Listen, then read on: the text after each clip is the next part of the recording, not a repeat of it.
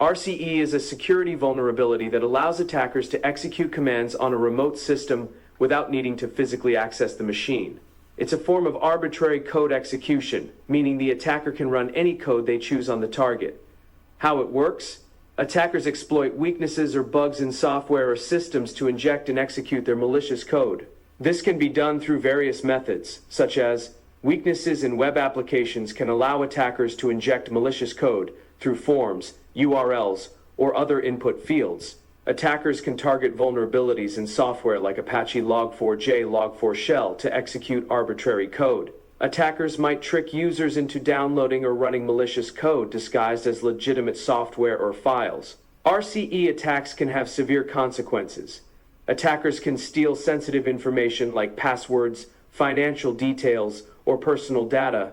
They can gain full control of the compromised system, potentially allowing them to install malware, ransomware, or other malicious software.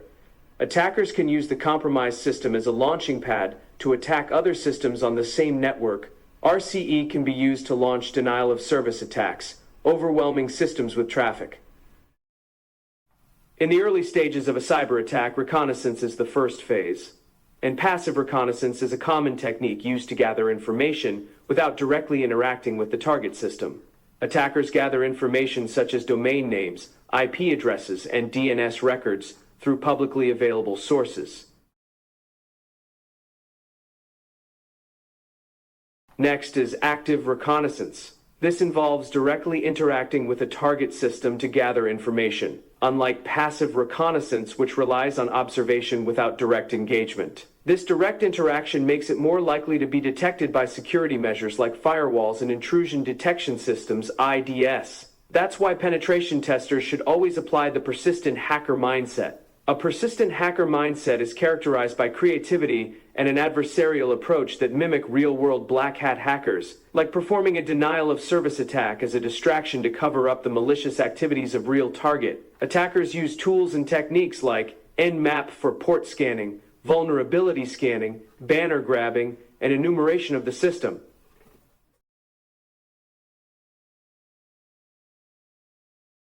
What we saw here now in the Nmap scan result revealed two ports are running in an open state, TCP22 and a 5050. What the hacker will do next is to determine and identify vulnerabilities of these services. Likely, the hacker is more interested in the service that is running on 5050. The first thing that comes to mind is to open the target system's IP or name in the browser using port 5050. Now appears it is a diagnostic portal site.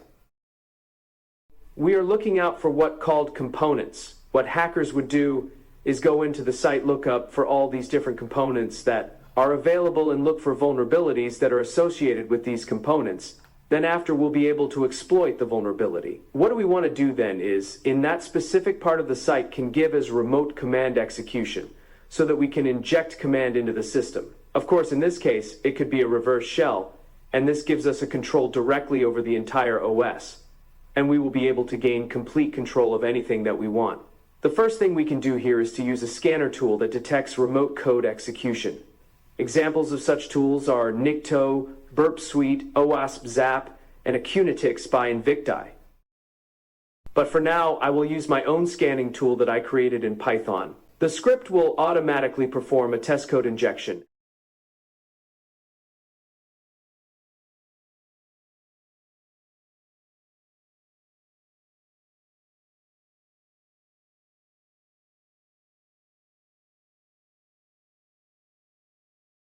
It found a component vulnerable to command injections on this site, and the output confirms the RCE vulnerability. Before we begin to perform the code injection attack, in this video we'll explain on how code injection attack works. An attacker injects a malicious code into the URL or in the user input field. The server executes the command on his operating system. The output of the command execution is sent back to the attacker. A reverse shell is a method to be established by a malicious payload executed on a targeted resource. Then the attacker will have full control of the targeted system. Before we start the attack, let's look at the source of the vulnerability. I'll explain the security flaw of the website in a simple way as possible. From the application's source code, this import OS identified where system commands are executed with unvalidated user input. Purpose of this is to import the OS module in Python. After importing, you can access the module's functions and attributes using dot notation. For example, this one that lets you execute system commands. This is a function from the OS module that lets you execute actual ID system command. The ID command in Linux Unix is used to display user and group information, including user IDs, UIDs, group IDs, GIDs, and supplementary group memberships. To run ID command from the console will give you these output. The web server is evaluating or executing Python code unsafely. That is code injection vulnerability because it lets the attacker run arbitrary commands. So this Python code snippet is the payload. It's a combination of Python syntax for module import and a function call. The payload is basically like importing the OS module and then running a command using OS module and system function call. It uses that payload to bypass input filters, especially when the web server parses Python code from user input. Here, we will begin the code injection attack on the vulnerable web application to demonstrate remote code execution. I'll walk you through MITRE ATT&CK Navigator. We're going to have a look at tactics and techniques that we are going to use. First, I'll navigate initial access tactics, then technique T1190, exploit public-facing application, where it says adversaries may attempt to exploit a weakness in an internet-facing host or system to initially access a network. The weakness in the system can be a software bug, a temporary glitch, or a misconfiguration. Next is execution tactics. Then we will use this technique, T1059, Command and Scripting Interpreter. Here it gives you the description. Adversaries may abuse command and script interpreters to execute commands, scripts, or binaries. These interfaces and languages provide ways of interacting with computer systems and are a common feature across many different platforms. Then we have this sub-technique, 006. Adversaries may abuse Python commands and scripts for execution. This framework will give you samples and procedures of the attack. I may create separate videos on how to use MITRE ATT&CK framework in the future. If you want to find out more about MITRE ATT&CK and its uses, I have printed out the URL for you. Attack maps, also called threat maps, are visual representations of the attack plan on networks, devices, and computer systems. There are several tactical benefits to using an attack map. You will get valuable insights into the attack as it occurs. In the attack map, you can see the hacker's method of exploitation to deliver the malicious payload onto the target system, MITRE ATT&CK tactics, techniques, and procedure. And cyberkill chain mapping are essential in the report to show how threats align with real-world attack scenarios, making it easier for the organization to identify gaps and strengthen defenses. I'll run an active scan again, just to show what operating systems and open ports are running on the server. In real world, this is done during the early phase of exploitation, the information gathering phase. The nmap USV command performs both OS detection and service version detection on the specified target. Nmap scan will attempt to identify the operating system of the target host and also try to determine the specific versions of services running on open ports.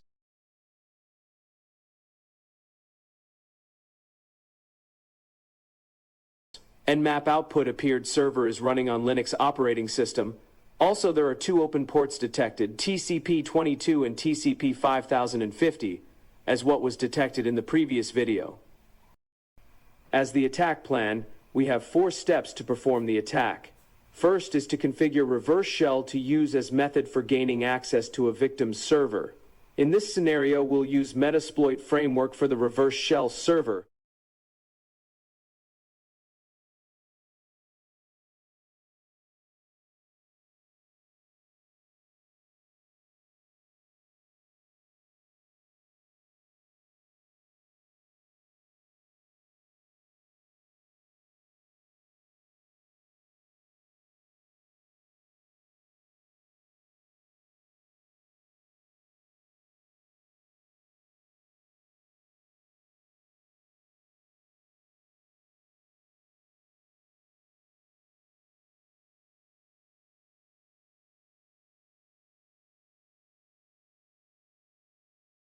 Now, The server listens to requests from the victim server on port 4433.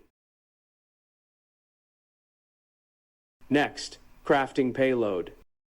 The goal is to exploit an input field where user input is dynamically evaluated by the back-end Python code. By injecting the import OS system function, the attacker can execute arbitrary system commands. Payload crafting is part of the weaponization phase in cyberkill chain model. This command in Bash is a special feature that allows direct interaction with TCP sockets through file redirection. A Bash reverse shell establishes a connection from a compromised machine back to an attacker's listening machine. The core of this technique relies on Bash's ability to interact with TCP sockets via file-like interface. The Bash C command line option is used to execute a string of Bash commands directly from the terminal or within a script. This is used in payloads because it allows chaining complex commands or forcing execution inside Bash, even if the current shell is not Bash. This forces Bash to run in interactive mode, redirects both standard output and to the TCP connection established with attacker's IP on attacker's port, redirects standard input 0 to standard output 1, ensuring input from the attacker also sent to the shell. This is the phase where an attacker carefully constructs the payload to achieve the desired action, such as command execution or establishing a reverse shell. The payload must fit the target's input validation, encoding requirements, URL encoding in this case. URL encoding is the process used to convert data into a format that can be safely transmitted over the internet, particularly in URLs. It ensures that URLs remain valid and can be interpreted correctly by web servers and browsers. URL encoding is crucial for ensuring that URLs are correctly interpreted by web browsers and servers, especially when dealing with data containing spaces, special characters, or non-ASCII characters. In Python, the urlib.parse module provides functions for URL encoding and decoding.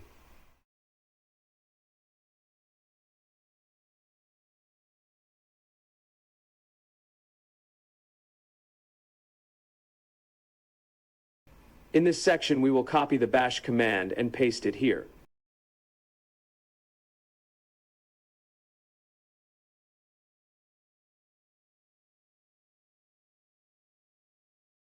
The output you see is the URL encoded command. Let's save it because we will use it later when setting this value in the payload command parameter.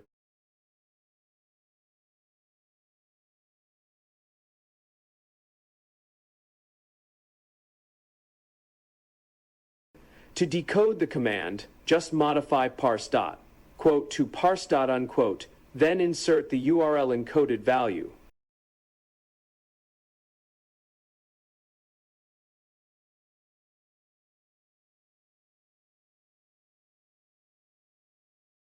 As you can see, in the output command is back to its original form. Now insert the URL encoded into the payload command parameter.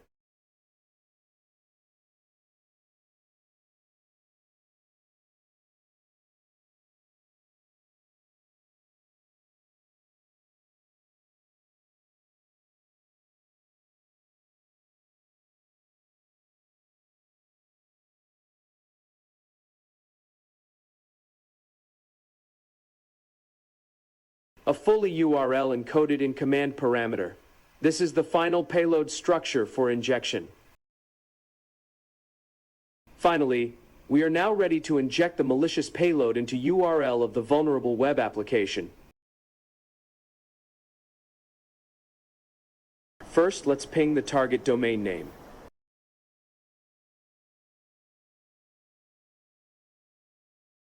Remember the IP address of the server for the later part. On the browser address field, type the URL of the target server and getting ready for the code injection attack. In the address field, replace login with search function, followed by question mark sign query parameter, then followed by the payload. The question mark sign marks the beginning of query. It is used in GET requests to pass data from the browser to the server. Attacker has discovered that there is no input validation on URL parameters. An attacker can inject a command into the parameter to exploit command injection vulnerabilities on a server to compromise the system. In the injected code, a reverse shell script provides a command shell used to establish a connection to Python's socket module. The command specifies IP 15.235.187.183 to communicate over TCP on port 4433. An attacker have entered the command to deliver the malicious payload to target system. The server has established a connection from a target machine and have now control of the victim's system.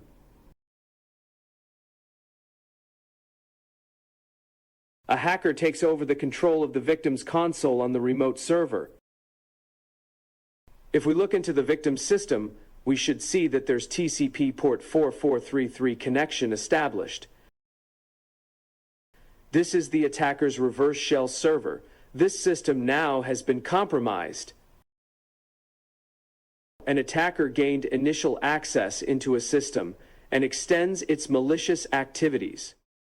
Gaining a foothold is generally considered the first significant step in a cyber attack after initial access. Also use their access to do further reconnaissance. For example, internal host discovery using Nmap fast scan and stealthy parameters.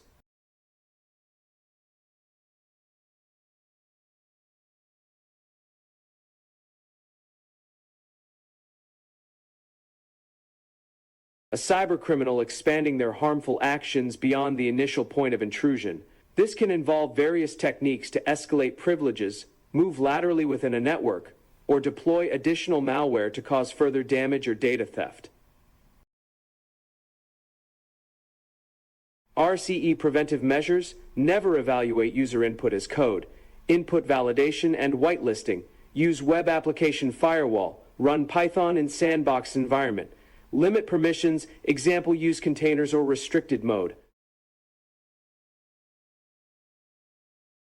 I hope this video gave you new insights about RCE attacks and how dangerous they can be if ignored. Security isn't just about tools, it's about mindset. Stay sharp, stay secure. See you next time, partner. Don't forget, every small step towards awareness makes systems harder to break.